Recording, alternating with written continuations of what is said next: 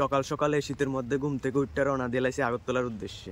এখন দেখা যাক কই যাওয়া যায়। এমনি ঘুরতে যাবো, পুরো ভিডিও দেখলে কইতে পারবেন কই কই যাই, কই কই করি একটা ঘুরতে যাবো। আমরা যাইতে আছি কসবা কালীবাড়ি। আমি এখন এসেছি কসবা কালীবাড়ি আর তার সঙ্গে কমলা সাগর দেখতে।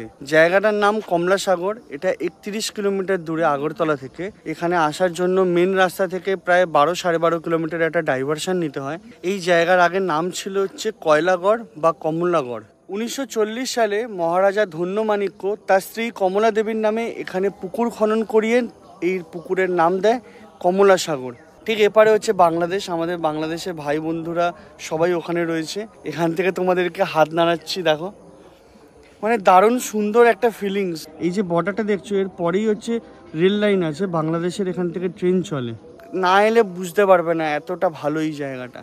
মহারাজা কল্যাণ মাণিক্য এই মন্দির নির্মাণের কাজ শুরু করেন আর মহারাজা ধন্যমাণিক্য 1500 শতাব্দীর শেষের দিকে এই মন্দির কাজ কমপ্লিট করেন। এখানে দশভুজা দুর্গা মহিষাসুর মর্দিনীর সাথে যে লড়াই করছে সেই প্রতিমা আর তার তলায় শিব ঠাকুরের ছবি আছে। তাই দুর্গা প্রতিমা হলেও এখানে কিন্তু পূজিত হয় কালী ঠাকুর হিসাবে।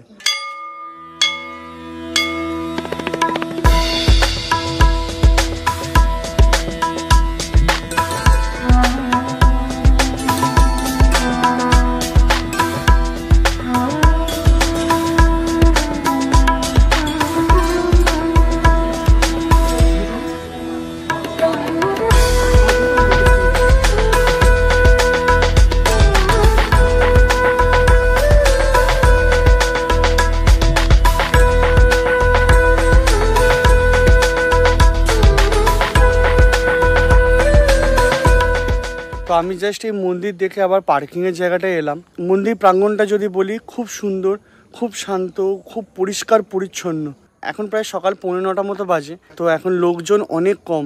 আর এই পরিবেশে না ঠাকুরের মন্দিরটা ঘুরতে দারুণ সুন্দর লাগলো। এখানে অনেক টুরিস্টই ঘুরতে আসে।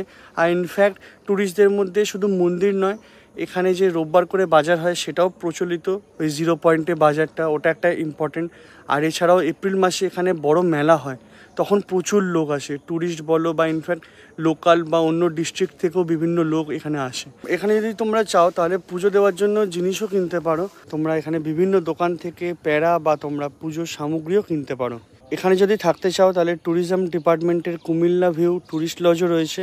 এছাড়া তোমরা চাইলে এখানে অনেকগুলো খাবারের দোকান পাবে, যেখানে ব্রেকফাস্ট, লাঞ্চ এগুলো করতে পারো।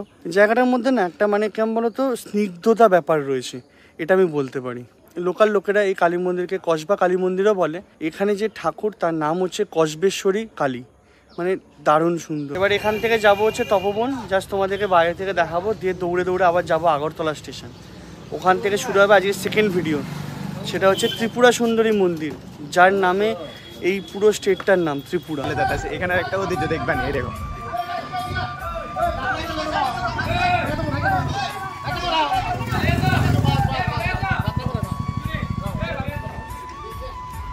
ভাই, একজন আইলে শেষ করে।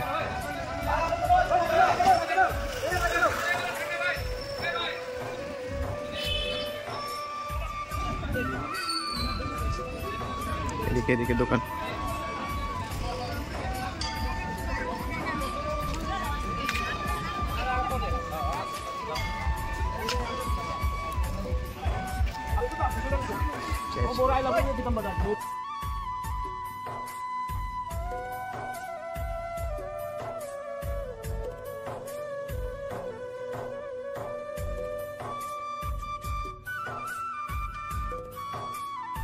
এখন আমরা কসবা কালীবাড়ি থেকে চলে যাইতেছি। আর এরপরে আমরা নেক্সট ট্রিপ বা নেক্সট ব্যাগ আজকের দিনে এটা হইব